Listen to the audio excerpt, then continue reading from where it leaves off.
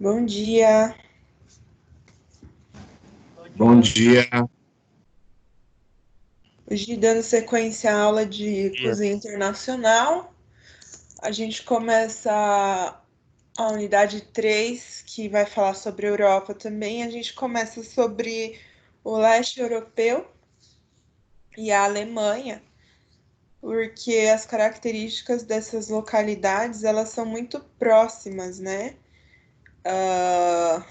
A gente até vai meio que separar o que que é a Europa do Leste, o que que é a Alemanha, mas não foge muito assim das características regionais ali. Até porque a divisão de estados ali se a gente parar para pensar, ela é recente, assim, não é coisa de 10 anos, mas se a gente pensa na história da humanidade, das divisões territoriais ali, ela é bastante recente. Se eu não me engano, ali era tudo Prússia, se eu não me engano, tá? Aí semana que vem a gente fala da Rússia, que também vai ter muitas características parecidas, e a Inglaterra, que aí já foge um pouco, tá? Não tem muito a ver com a Europa do Leste, tá bom? Que na foto a gente tá com uma foto de Berlim, Portal de Brandemburgo.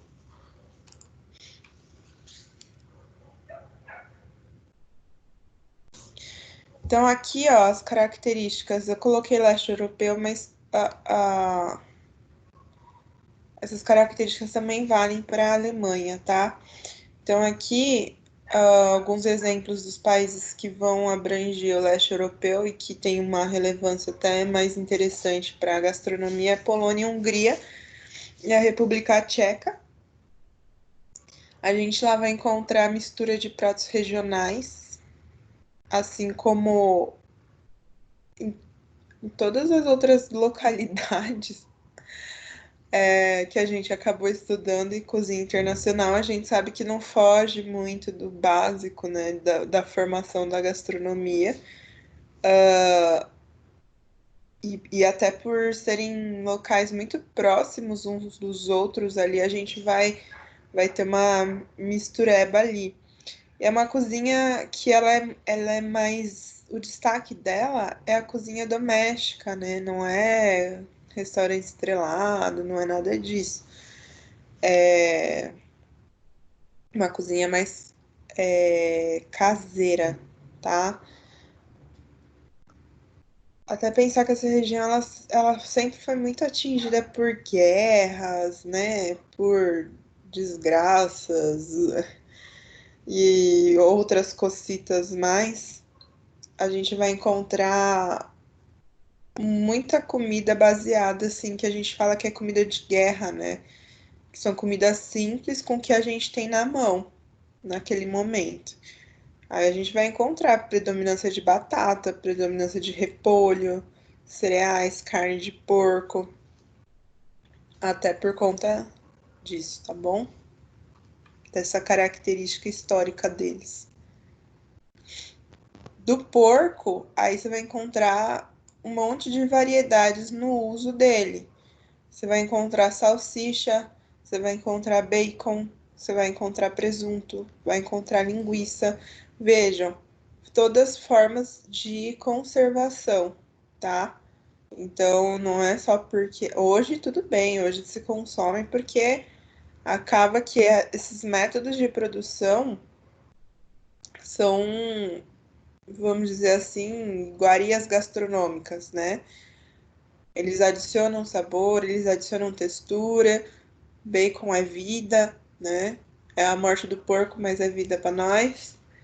E mas assim, a ideia de você ter um alto consumo de embutidos é que você consiga preservar por mais tempo essa carne de porco. Oxe, essa carne que foi o abate de um porco e a conservação dessa quantidade de carne, tá? E aí também todo local que passou por guerra, que passou por fome, que passou por alguma condição desfavorável à alimentação, a gente vai ter o uso completo do animal, né? E nesse caso, os miúdos. E não só essas preparações diferenciadas, mas também as partes simples do porco, né, mais comuns, que são as simples costeletas, lombo, joelho, enfim, o porco inteiro, ele é consumido nesse caso, por conta desse contexto histórico, tá? As batatas. Batata não falta. Lembra que até no início do semestre eu falei, né? Conseguem imaginar uma cozinha europeia sem batata? Conseguem imaginar uma cozinha alemã sem batata? Aí todo mundo falou que não. Aí eu perguntei qual que é a origem da batata. E aí eu vou perguntar de novo, qual a origem da batata?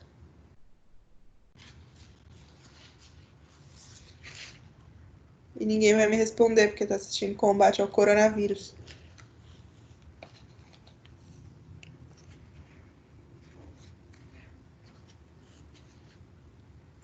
Deu problema no microfone?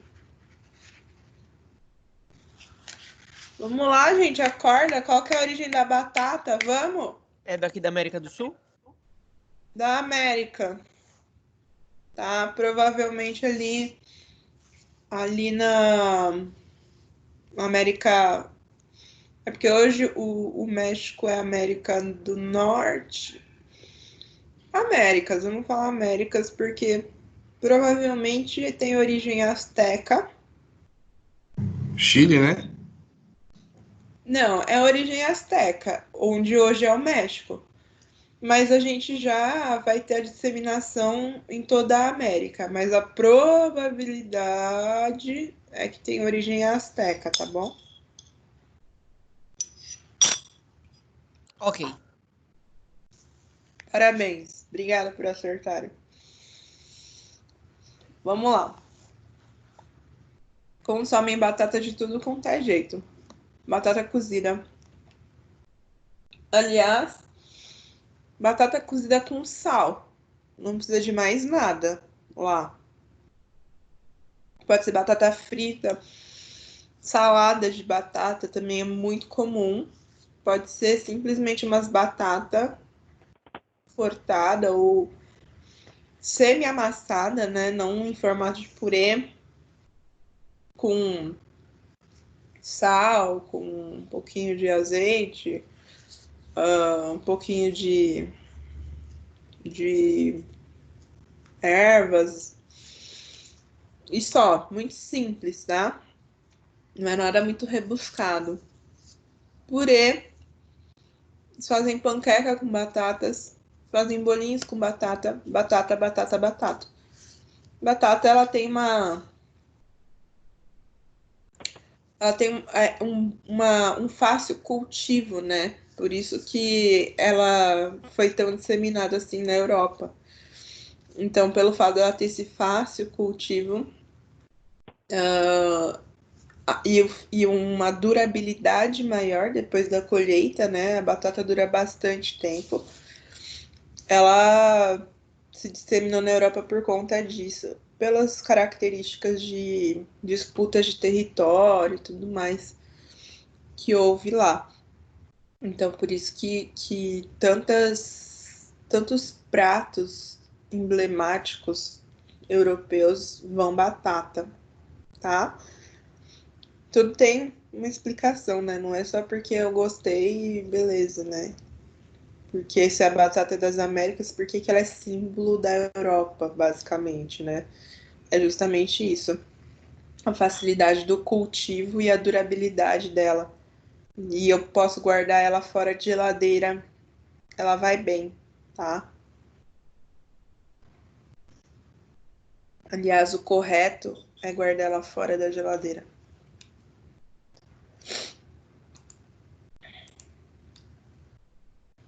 Repolho. Repolho também é outro vegetal emblemático nessa região. quando a gente pensa na culinária dessa região, já vem o cheiro de repolho, né, à mente. Lá ele é consumido cru, in natura, né? Também é consumido em cozido, sim, mas a preparação mais comum é o chucrute, que é o agridoce, tá? Tá, aqui tá azedo doce, mas é o agridoce, basicamente. Ele é um repolho fermentado. Eu coloquei aqui a. Peraí que eu tô aceitando mais gente. Aí eu desconcentro. Daqui a pouco eu vou mostrar como é que é o processo de feitura dele. Nem sei se existe essa palavra feitura, né? Aqui, alguns pratos da Europa do Leste.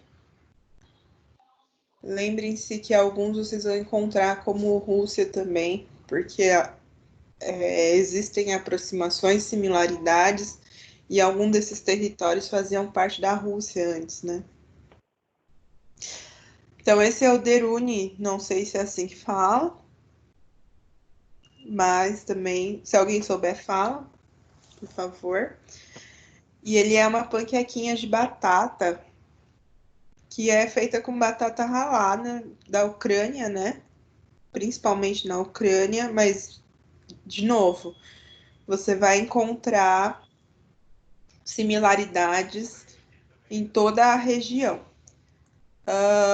Interessante aqui que eu peguei justamente os pratos que estavam na apostila de vocês. E esses pratos, a maioria a gente vai ver uma incidência aqui no Brasil, na região sul, principalmente em Curitiba, ali, Paraná, porque a gente tem uma grande colônia de ucranianos, de poloneses, de europeus no geral, né? Mas de Europa do Leste, acho que lá é um dos únicos lugares que. Acho que é o único. Eu tenho medo de afirmar e estar falando errado, mas eu acredito que seja o único local ali que a gente tem essa colônia de europeus do leste, tá? Então faz uma panquequinha com batata ralada e aí adiciona outros ingredientes, ovo, né, a gordura. E aqui, ó, ele tá servido com creme azedo, que também é algo muito comum da região. Vocês lembram que a gente falou de caviar em cozinha fria? Que o caviar ele é servido com blini e creme azedo, né? Então pensa que nos sabores, os sabores eles são sempre muito fortes, eles são sempre um punch assim. Tem bastante ácido, tem sal, então são sabores fortes. Ó, de novo com creme azedo. Será que eu tento falar isso, gente? Golubitz. Glubitz. Não sei falar, tá? Esse tem origem polonesa, mas também você vai ver incidência na Rússia, em toda a Europa do Leste. É um repolho recheado, eu particularmente descreveria como charutinho de repolho, né? Mas o recheio dele geralmente é arroz com batata, grão de trigo sarraceno. Logicamente, né, que existe uma variação de colocar carne e outras coisas aí para. Porque, enfim, recheio pode ser o que você quiser, né? Basicamente. Ele pode ser servido com molho de tomate, porque ele é cozido no molho de tomate, ou com creme de cogumelo seco, ou borscht. Borscht é uma sopa fria de beterrabas, tá? Essa sopa fria de beterraba, o borscht, ele é servido com creme azedo. Assim como a gente tá vendo que o Golubitz, Golubitz também é, tá? Veja que tem endro, né? Enfeitando, entre aspas, esse prato, né? Que isso daí é um efeito cênico.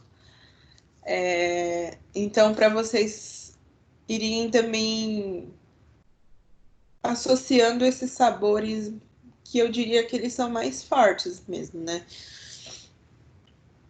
Creme azedo, não sei se eu já falei para vocês, mas basicamente é um laticínio ácido, né? Mais ácido. Aqui, pelo menos na cozinha clássica, como que a gente faz? Porque assim, a indústria de laticínio ela faz e aí a acidez vem por meio da fermentação. Mas na cozinha a gente faz com creme de leite fresco, iogurte e limão. E aí a gente bate até dar o ponto de. Oh, meu Deus, esqueci o nome. Justo a professora de confeitaria esqueceu o nome. É ponto. Alguém me ajuda aí. Eu só lembro do Whippet. Fouet. Ponto foueté. Pronto. Lembrei.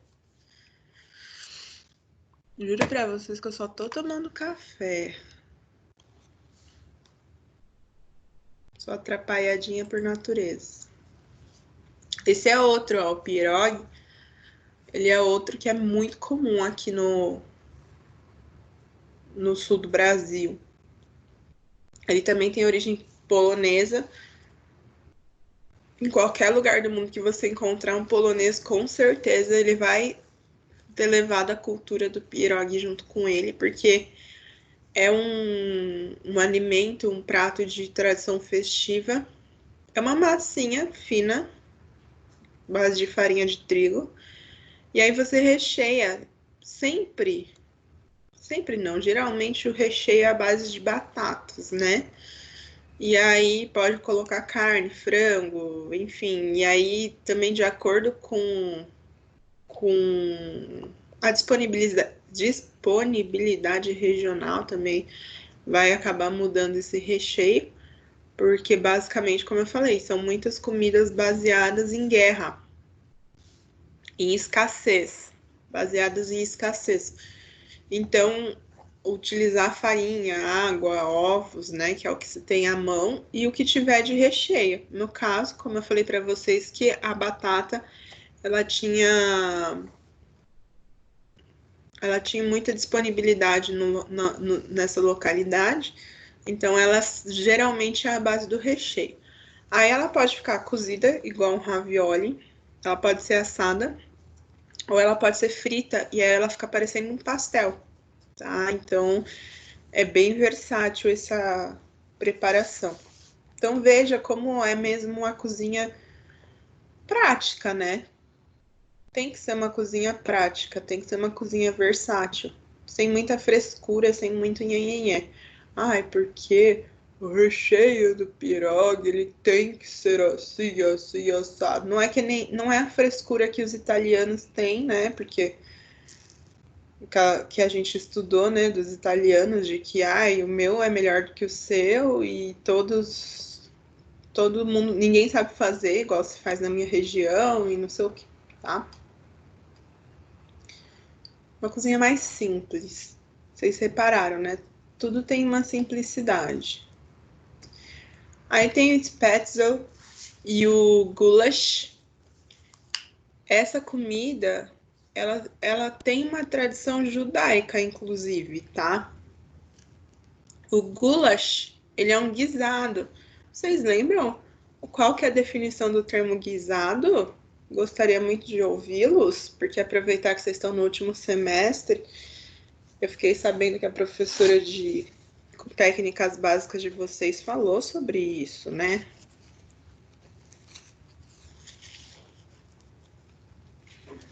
Essa nossa professora de técnicas básicas não era muito boa. A gente não lembra. Não, a professora era boa, ela só era chata.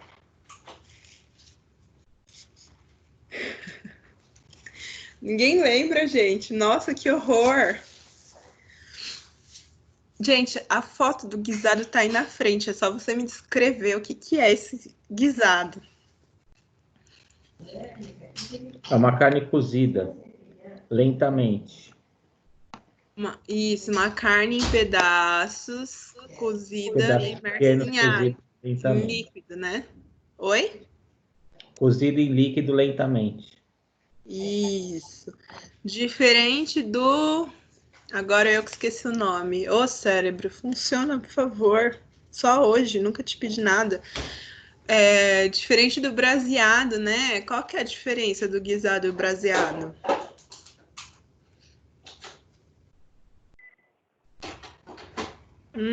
Aí eu peguei vocês, hein? O braseado são pedaços maiores, feito em chama alta. O braseado são grandes pedaços. O líquido, ele não vai ultrapassar a metade desse pedaço de carne. E geralmente esse pedaço de carne é cozido no próprio vapor desse líquido que vai subir. Então pode ser uma carne no forno, né? Mas que tenha esse líquido, pode ser o próprio líquido da marinada, alguma coisa assim, ou no fogo, né? Aí pode ser o próprio líquido o próprio líquido não. Aí pode ser um fundo, alguma coisa assim. Aí você tampa, aí esse vapor não sobe, não sai, né? Aí ele volta e ajuda a cozinhar a carne. Essa é a diferença do braseado e do guisado. Técnicas básicas, hein?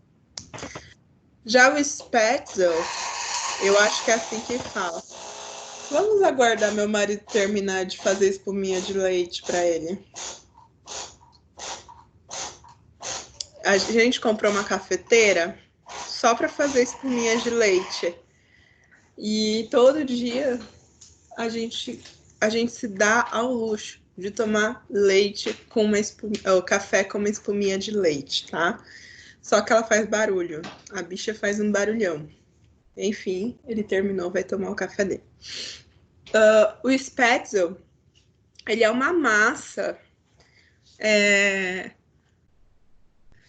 à base de farinha também. Farinha, água, alguns colocam ovos. Cada um tem a sua receita, todo mundo fala que a sua receita é o melhor. E sempre que a comida é caseira, vai ser sempre assim. Não tem um certo, um correto de se fazer, né? Só que a modelagem dele não é que ela é difícil, mas até você pegar o jeito é complexo, porque você tem que colocar ela numa tábua e ir cortando com uma faca. Quando eu aprendi a fazer o Spätzle, o que eu fiz? Eu aprendi a colocar no saco de confeitar e ele vai formando essas cobrinhas e a gente vai cortando com uma tesoura. Então, o esquema do cozimento dele é muito parecido com do nhoque. Lembra muito nhoque, só que ele não é de batata, ele é uma massa de farinha mesmo. Então, ela é meio cremosa, ela não chega a ser cremosa. Ela não é uma massa tão firme quanto a de macarrão, ok? É como se fosse uma massa de macarrão, mas ela é mais mole.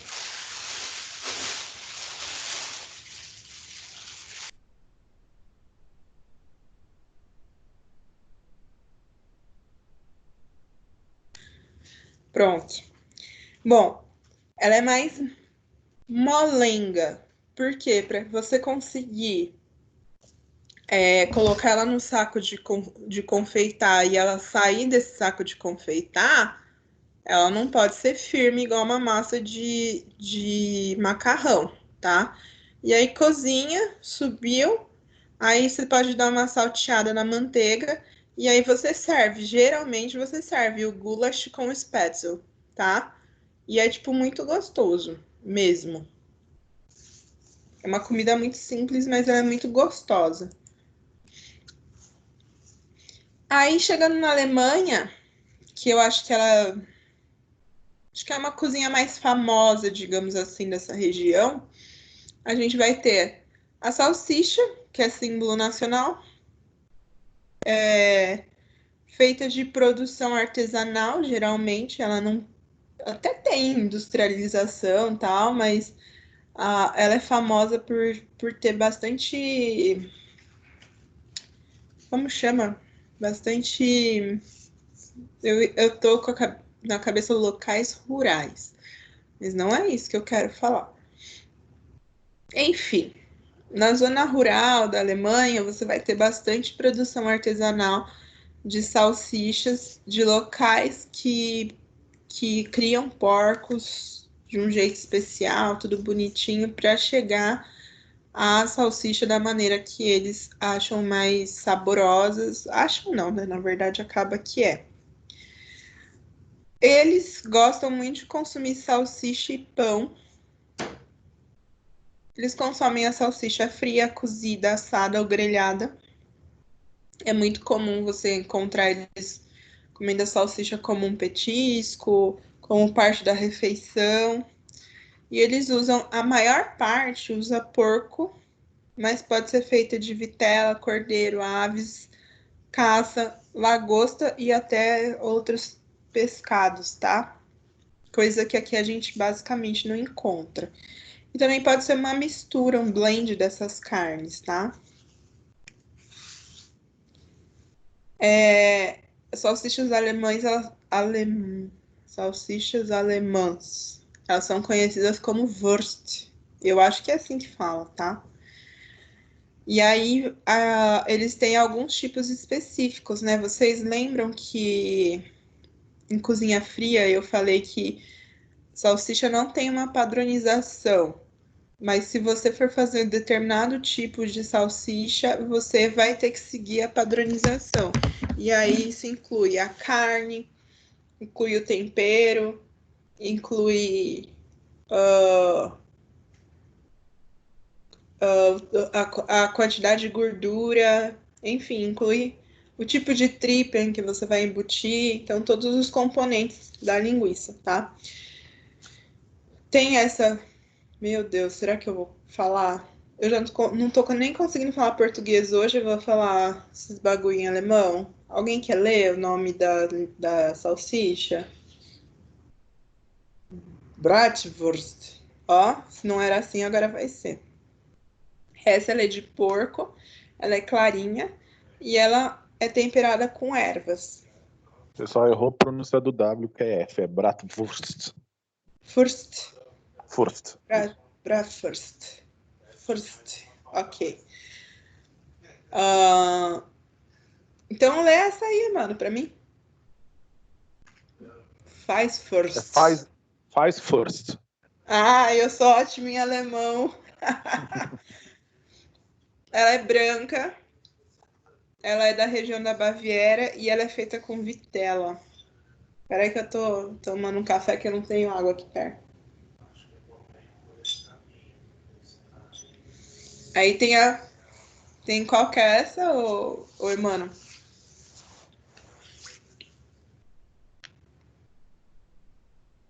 Ih, morreu. Eu não vi que eu mutei. Essa é a Firner. É a Viena? Fina? É, Firner. Fina. Você fala alemão, ô mano? Não, mas eu sou curioso. Eita, nós, a pessoa curiosa. O Oi? Emano, ele entende de salsicha só. Ah, a especialidade dele, né? Eu vi que foi só falar de salsicha que o Caio apareceu todo oriçado. Oh, meu Deus, vocês não têm maturidade para ter uma aula de salsicha, gente. Tenha dó. Aqui é a primeira série, é a sexta série ou é uma universidade? Sexta É aí. dó. Sexta aí. Primeira série, certeza.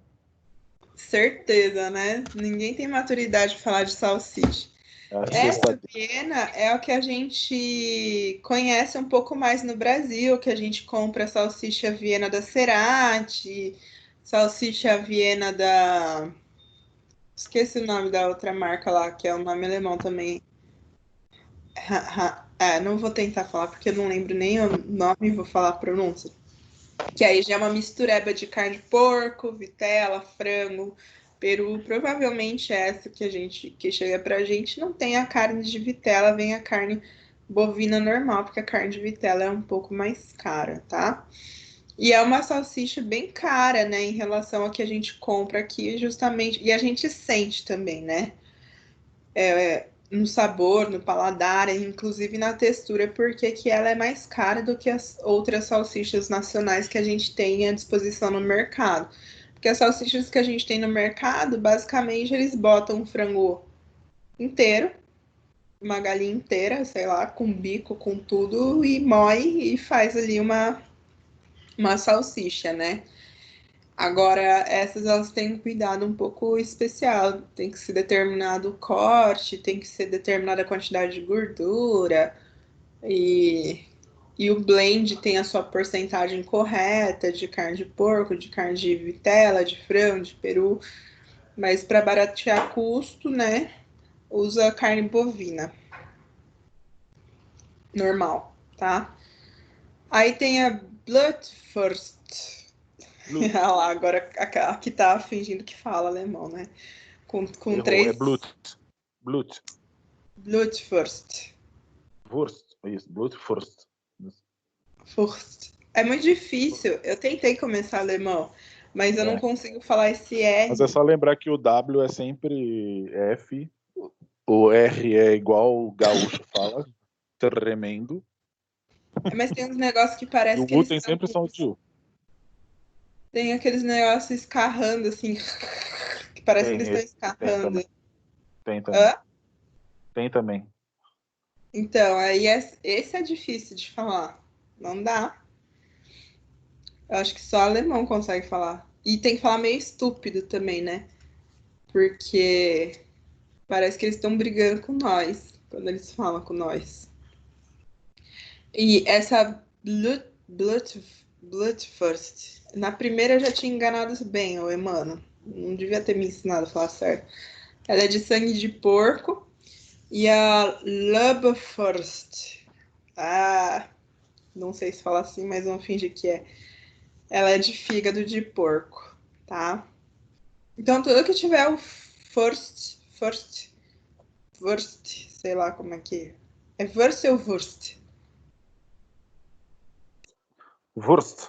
Furst. Wurst. Tudo que tiver o Wurst no final, a gente tá falando de salsicha. E É, cada uma vai ter uma que é a tradução especificação. literal. Oi? O Furst é linguiça em alemão. É, então. Aí a gente tá falando de salsicha.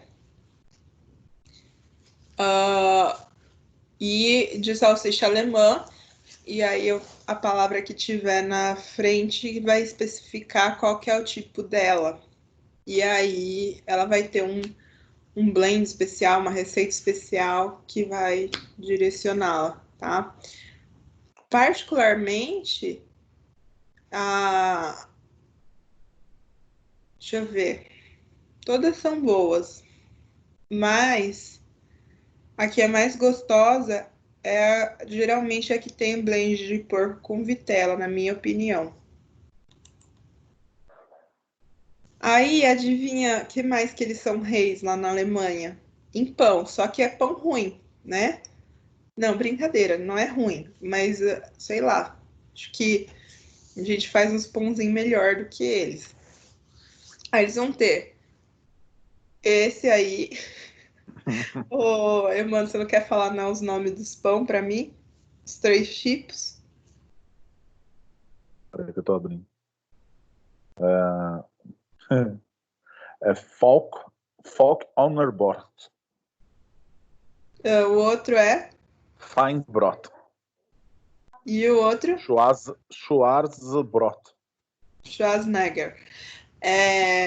Então, esse primeiro, o Folkbrot, ele é um pão integral. É o pão integral. Esse aqui que tá na primeira foto aqui, ó. Gente, eu já fiz esse pão. Ele dá um baita de um trabalho. Ele vai semente de tudo quanto é coisa. Vai cenoura ralada, por isso que tem esses pontinhos laranjas. Ele vai tudo quanto é farinha integral. Aí, aí tem que fazer ele no método indireto, porque os grãos são, sei lá, tem que fazer no método indireto, porque ele é muito pesado. E aí, quando você vai comer, ele dá um baita de um trabalho para fazer, porque aí você tem que fermentar a frio, até porque você tem muitos nutrientes para as leveduras se desenvolverem e tudo mais, tal, não sei o quê. Mano, é ruim esse pão, hein? Quando você come, parece que você tá comendo, sei lá, parece que você pegou um monte de lavagem de grão de que porco come e tá comendo, que ele é ruim. Ele é muito ruim mesmo. Assim, para o nosso paladar, ele não tem nada a ver. E você sente muitos grãos, sei lá, pode ser particular meu, né? Mas quando eu penso em pão, eu penso em comer algo macio, com glúten, né? Que você sente leveza, e ele é um pão pesado com muita coisa, com muitos sólidos no meio. Então você basicamente sente, é como se fosse um pé de moleque de pão, só que não é gostoso igual um pé de moleque, entendeu? Ele é muito forte mesmo. Aí o Vibrant, Vines. Esse B aí tem som de S. tá? Esse B esquisito. Ele é um pão branco, qualquer pão branco. Eles chamam de Feinbrot. A tradução literal, Carol, eu fui pesquisar, tá? É exatamente isso. Brot é pão, e aí Folk é integral, Vines é branco e Schwarz é preto. Então é literal a tradução. É, literal, tá vendo? E é por isso que eu botei a tradução. Então, qualquer tipo de pão branco vai chamar de Feinbrot. Então, já não vão mais passar fome na Alemanha. Então, um conselho meu, quando vocês forem para a Alemanha, não comam o Vollkornbrot, tá? Porque é ruim. E aí vai ter o Schwarzbrot, que é o pão preto. Esse pão preto ele já é aquele bem compactado, que aqui o pessoal costuma... A gente encontra aqui normalmente no mercado, tá? E ele parece um bolo. Eu lembro que a minha avó comia pão preto para emagrecer, mas não sei se realmente emagrece. É que ele é integral também, né? Para ele ficar preto, ele tem que ter bastante elementos integrais e eles acabam sendo mais saudáveis. Eu falei brincando desse Vollkornbrot aqui, que é o integral, que ele é ruim, não experimentem, mas vocês sabem que eu tô de xiste com vocês, né? Experimentem tudo que vocês puderem antes que o coronavírus acabe com o mundo. Depois, se alguém quiser uma receita desse pão, eu tenho. Dá trabalhinho, mas eu não gostei. Mas pode ser que vocês gostem, tá? Os pães deles são mais densos, são mais compactos. Geralmente tem alguma semente, tem algum cereal. É difícil você encontrar um pão alemão que seja totalmente liso, tá? Geralmente vai ter algum grãozinho em cima. Vocês viram que meu paladar é infantil e eu não gosto nem de falar de pão com os grãozinhos em cima. Com o que eles comem pão? Pão de salsicha, mas geralmente pão branco. Não vou arriscar falar de novo o nome, mas ele é mais fácil de falar. Feinbrot. Brot é pão mesmo, tá? O Brot é o com pigarro. Brot. É muito difícil. Isso, assim mesmo. Mas sabe que aqui perto tem a tal da padaria alemã que ela chama Das Brot. E aí lá ela vende bastante pães alemães e os pãezinhos de lá são bons. Ah, e sabe qual pão? A gente fez pão de cebola na faculdade. Positivo. Eles vendem uma baguete daquele pão. Muito bom. Mesmo. Ah, vocês sabem, né? Porque vocês aprenderam a fazer com aquela prof top de vocês de pães. Meu Deus, eu dei todas as aulas do curso para vocês. Vocês são os pobres coitadinhos. Vão sair sabendo tudo mais ou menos. E aí eles comem com arenque, carnes frias, patê, presunto, embutido. Aliás, presunto, eles também têm um negócio com presunto que é assim, né? O presunto alemão é o melhor. Como o presunto alemão. Enfim, tudo deles é melhor também para eles, tá? Cerveja é outro símbolo deles. Então, se a gente pudesse destacar os símbolos da Alemanha, salsicha, pão e cerveja. Mas também tá tudo ótimo, né? Não tem nada melhor do que isso. Dá pra viver Lá, assim o resto da vida. né, tranquilo, de boa, de boaço, né? Porco. Porco é ótimo. Melhor carne que tem. Pão. Melhor alimento do mundo. E cerveja, tá tudo ótimo. Não precisa de mais nada. Fora os docinhos, né, mano? Fora os docinhos, que também são demais.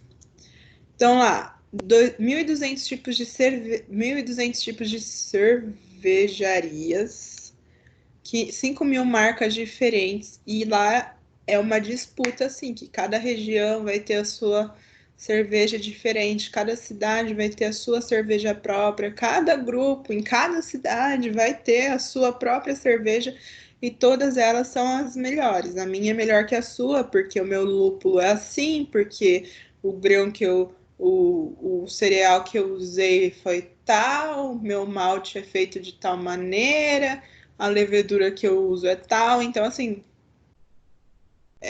vai ser aquela disputa.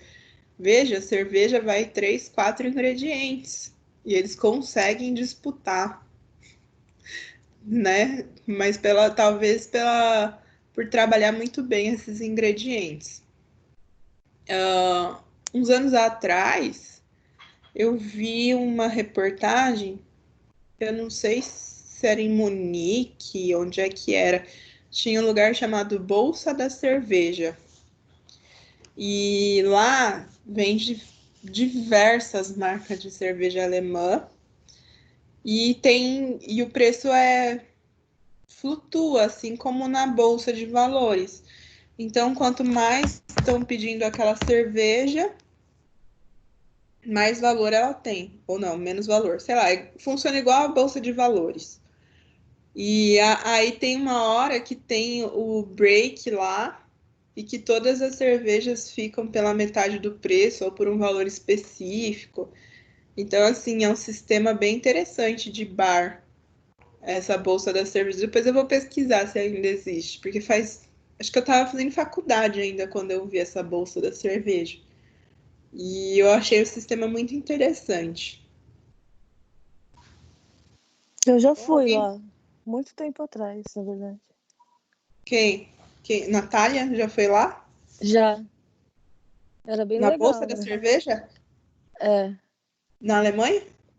Não. Tinha aqui em São Paulo, chamava Wall Street alguma coisa. Ah, Aí, quanto mais eu comprava cerveja, menor o valor dela ficava. Aí você tinha que ficar de olho lá no painel e ir pedindo. e depois você fica bêbado, como é que olha o painel? Então, aí... Mas deve ser muito legal, né? de início é. Depois fica um pouco chato, porque...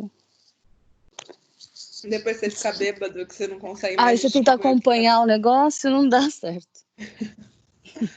Legal, não sabia que tinha em São Paulo. Mas quando eu vi, eu achei interessante pelo sistema de bar. Vocês estão tendo aula de bar, interessante pesquisar. Bom, pratos, né?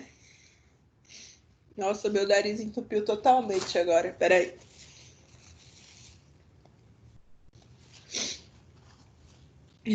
Pronto, respira.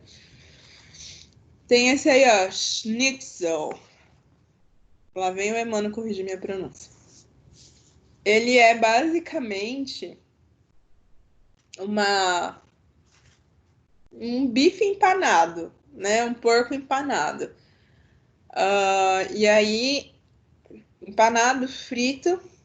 Importante a cor do empanamento, não se esqueçam nunca, né? Que a partir da cor do empanamento a gente consegue saber o que está lá dentro.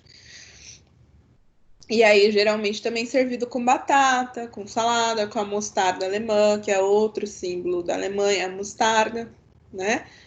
Então, esse é um prato típico. Eu sei lá, eu acho ele super valorizado, né? Porque não é difícil se você pegar a cultura japonesa, também tem porco empanado e com o molhinho agridoce deles é top, acho até melhor. Mas, né, eles fazem maior alarde, falando que o pessoal vai do mundo inteiro para experimentar esse porco empanado. Ou pode ser com vitela também, tá? Mas o mais comum é com porco. Kuchen, não sei falar? Não vou falar que eu não sei falar, porque senão o Emmanuel chega e ele humilha a gente com a pronúncia dele. Ele significa bolo, né? Então, se você colocar Kuchen na internet, você vai ver um monte de bolo. Só que esse especificamente é a cuca. A cuca que a gente tem o hábito de consumo aqui no Brasil.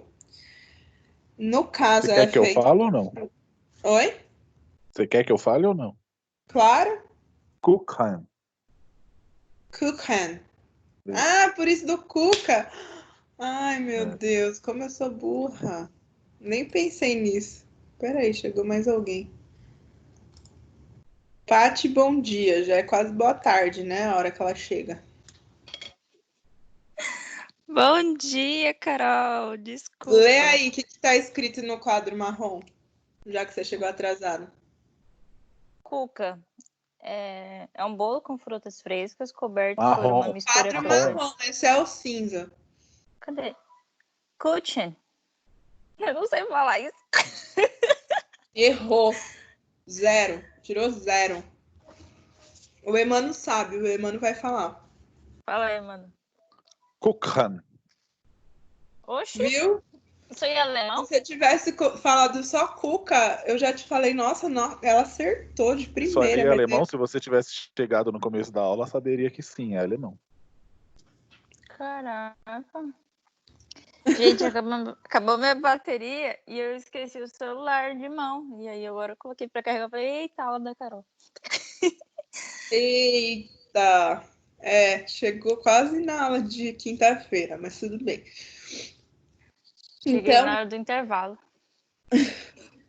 especificamente, essa cuca que a gente consome aqui no Brasil, ele vai ser bolo com frutas, coberto por um crocante de farinha, açúcar e manteiga, quase um crumble, né? Para ser o crumble, ele só precisava de ter uma oleaginosa, mas é uma massa. Qual que é a receita original? Complicado de falar, tá? Porque teve uma época que eu fiz uma boa pesquisa sobre cuca, porque eu tava meio que viciada em cuca. Tem épocas que eu vicio em alguma coisa e eu saio para pesquisar. Então eu falo com muita gente e tal. E aí eu falei com muita gente do sul. E aí algumas pessoas realmente fazem uma receita de massa de bolo com fermento químico, bonitinho. O que não fica ruim, fica bom. Aí faz, coloca bolo, coloca banana, canela, bolo, banana, canela, e aí faz essa farofinha de farinha de trigo, açúcar e manteiga, coloca em cima e põe assar. Esse da foto é de mirtilo, tá? Mas o que eu mais gostei, mas eu também sou suspeita, é um que é uma massa muito parecida com massa de pão doce. É uma massa de pão doce, só que ela é muito líquida, ela é super hidratada. E aí eu aprendi com uma senhora que mora em Gramado, ela foi minha aluna. E ela ensinou, eu acho que eu nunca comi uma cuca tão gostosa como a cuca dessa mulher. Nossa, ficou muito feio, mas enfim. Ela faz uma massa, tipo, nada a ver com os métodos que a gente usa, né? Ela deixa uma colher de fermento fresco na água quente e deixa ele ativar para depois misturar com todos os líquidos, inclusive a gordura, para depois colocar a farinha e tal. E aí fica uma massa bem pegajosa, tá? E aí ela coloca numa forminha de papel e ela gosta de usar os doces, né? Então, um doce de goiaba, um doce de leite, que aí já brasileirou o negócio, mas pode ser só uma maçã com canela, uma banana com canela, enfim. E aí ela meio que vai fechando com dois garfos, ela vai puxando a massa do lado e vai fechando, mas ela não fecha completamente, entendeu? Ela deixa meio que o recheio à mostra. E aí ela coloca essa farofinha e põe assar. É sensacional, só que aí nesse caso ele é um pão, ele não é um bolo. Então aqui no Brasil a gente vai encontrar as duas variedades, mas para ser bolo, bolo mesmo, ele tem que ser aquela massa mais líquida, né? que vocês aprenderam com aquela professora de confeitaria top. No caso desse bolo, teria que ser uma massa pesada, até para segurar as frutas em cima.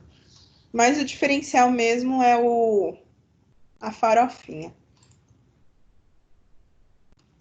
E, por fim, nós vamos ter... Fala aí, o Emano. O que é isso aí?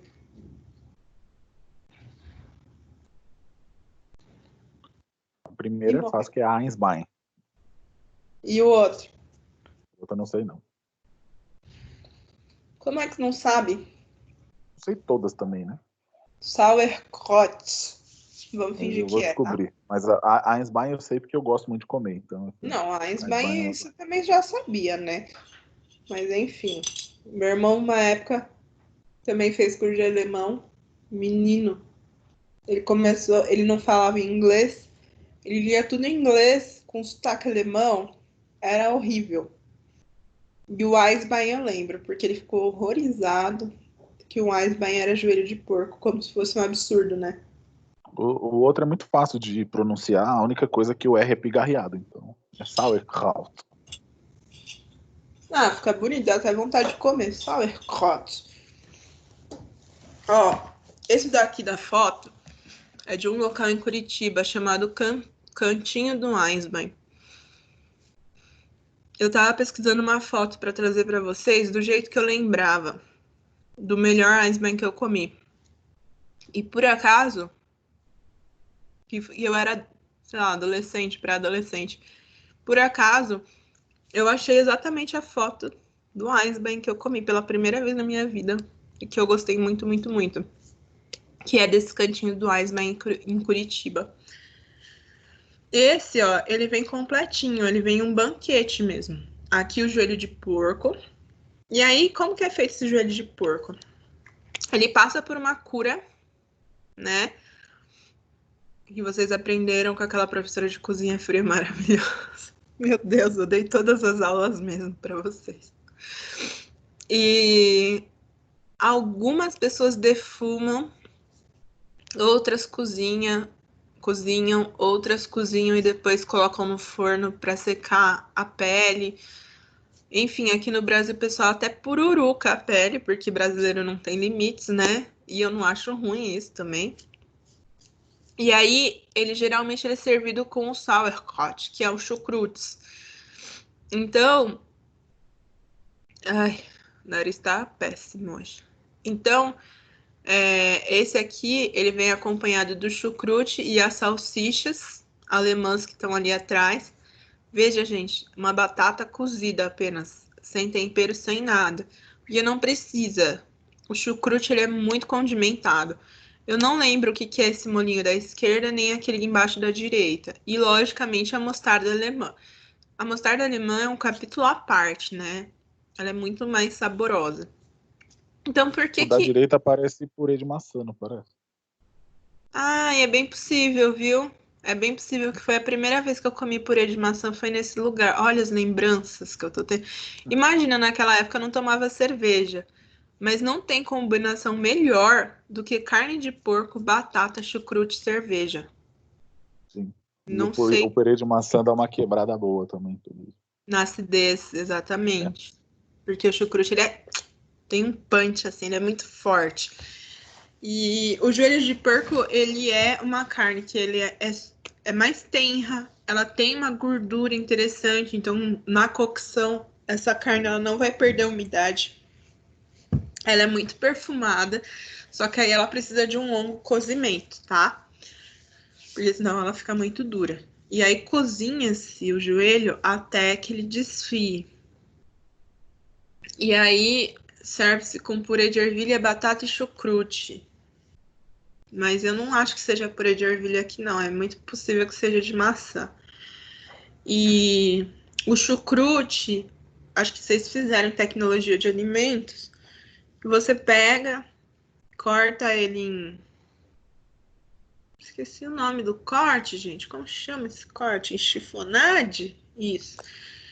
Corta ele em chiffonade. Aí você vai colocar bastante sal nele e vai prensar. Aí ele vai começar a soltar uma água, e é nessa água que ele vai fermentar. E aí depois que ele passar pela fermentação, aí você vai envasar ele em vidros, tá? Bom, acontece que durante essa fermentação ele vai ficar super ácido. Parece até que você colocou limão. Tem muita gente que, pelo menos quando eu ensinei a fazer chucrutes, os alunos, e aí, onde é que vai limão? Não vai limão, tá? Eu adoro olhar para esse prato, gente. Adoro, porque foi a primeira vez que eu vi uma salsicha branca. Ai, ficou muito feia essa frase. Enfim, é muito legal a composição desse Eisbein, tá?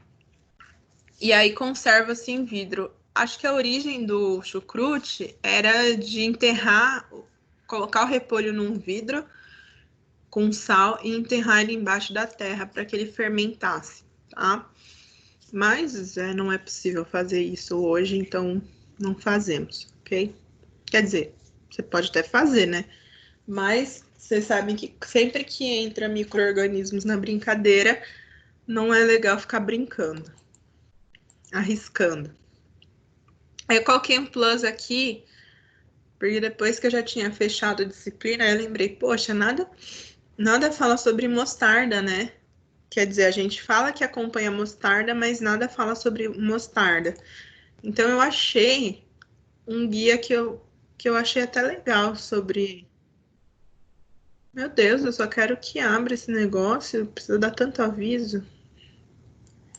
Vamos lá, que aí eu vou compartilhar outra tela. Veja aqui, eita, nós.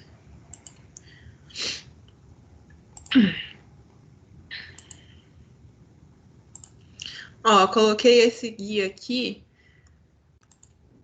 porque é muito difícil achar coisas sobre mostarda na internet, né? Inclusive aqui eu não achei nenhum dos meus livros falando sobre mostarda, que é um molho que aqui pra gente ele ficou meio subjugado como, sei lá, molho para comida de criança, né? Um molho, sei lá, enfim, ele não é tão bem trabalhado.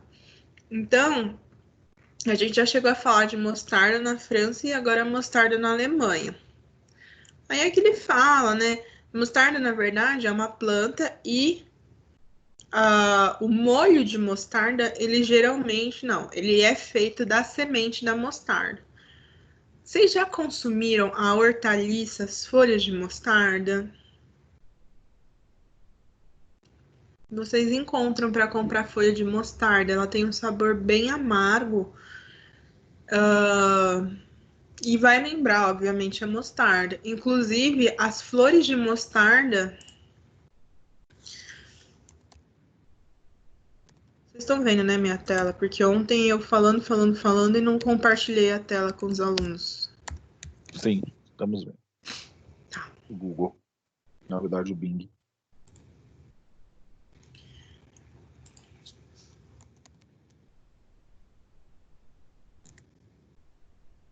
Ai, lindas, florzinhas de mostarda. Aqui as sementes, né? Mostarda marrom. Mostarda amarela.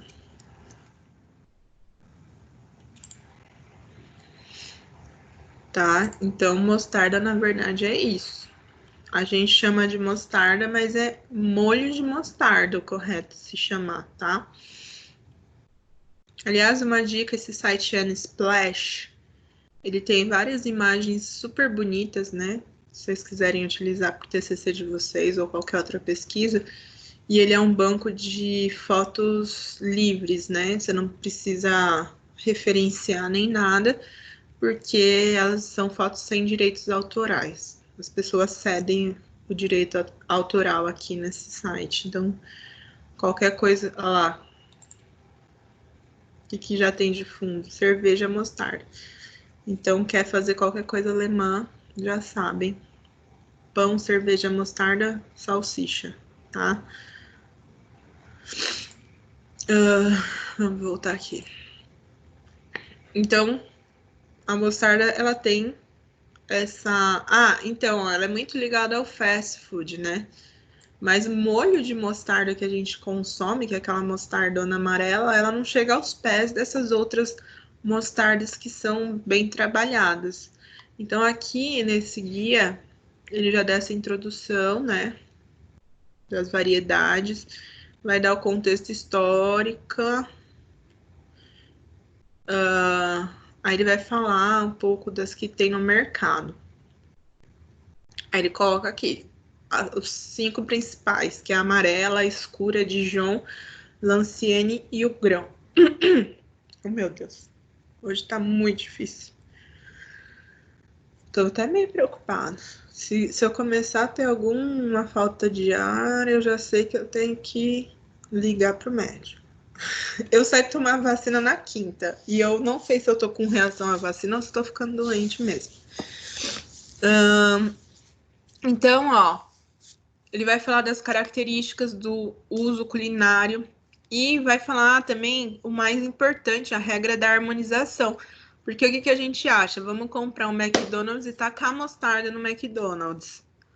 Mas não, né? A gente tem como harmonizar. Inclusive, tem uma sopa francesa da Alsácia que você coloca uma colherzinha da Lancienne e uma colherzinha da Dijon no fundo do prato, e aí você preenche o prato com a sopa. E aí, para comer, você dá uma mexidinha e consome. Assim, eu nunca fui fã de mostarda, mas eu acho que a mostarda utilizada direitinho, eu acho que vai valorizar o seu prato. E também não é qualquer mostarda, né? Porque essa mostarda que a gente compra é vinagre. Você lê o rótulo, só tem vinagre nela, né? Então, aqui, ó, na harmonização ela fala que é muito parecida com vinho. Então, para amarela, carnes brancas, para escuras, carne vermelha. Temperar um frango com mostarda fica gostoso. Na marinada, assim, acrescentar, né? Então, ela também serve como tempero. Eu fiz um tartar outro dia de salmão com Dijon. Nossa, deve ter ficado demais. Apesar de eu não gostar de salmão cru, de nada cru, na verdade, deve ter ficado muito bom, porque pensando no sabor, a harmonização deve ter ficado, ó, demais. A nacional só tem da amarela, a francesa, de origem alemã e inglesa, né, que a gente encontra. 5. Aí vai falar da mostarda amarela, que não é nosso foco. A escura. Essa é holandesa, ó. Também conhecida como holandesa. É produzida com uma variação diferente de grãos escuros, em grau de picância, é a mais forte de todas. Lá, você vai trazer picância, vai trazer um certo amargor, você vai trazer sabores para o seu prato. Não agrada logo de primeira, ela combina perfeitamente com finalização de pratos pesados, carnes vermelhas, sua textura é parecida com a da mostarda amarela. Experimenta usar como tempero de carne suína, fica muito bom.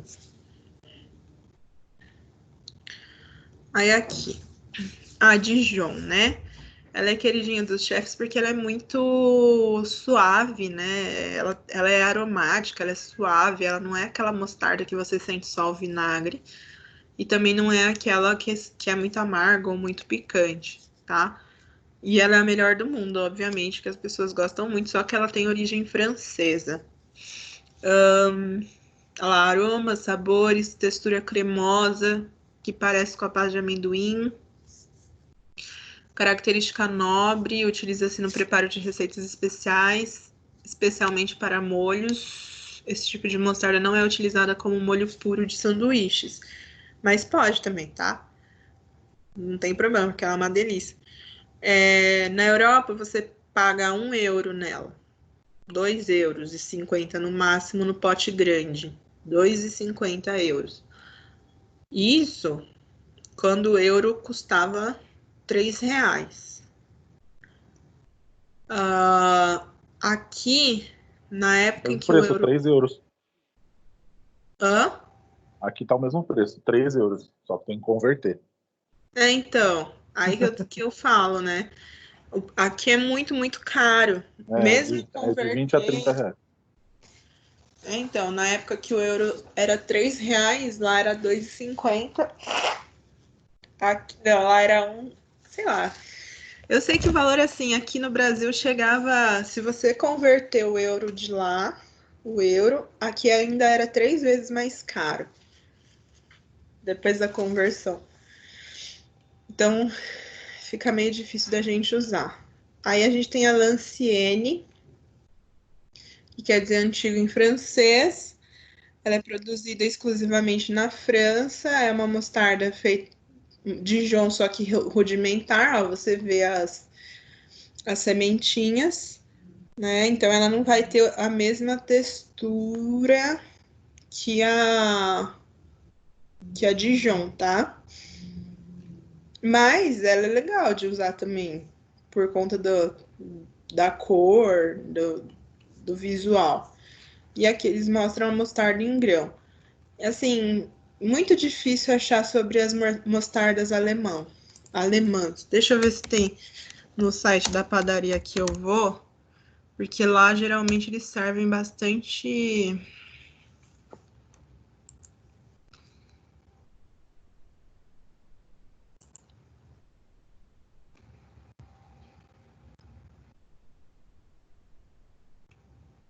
Aos pão.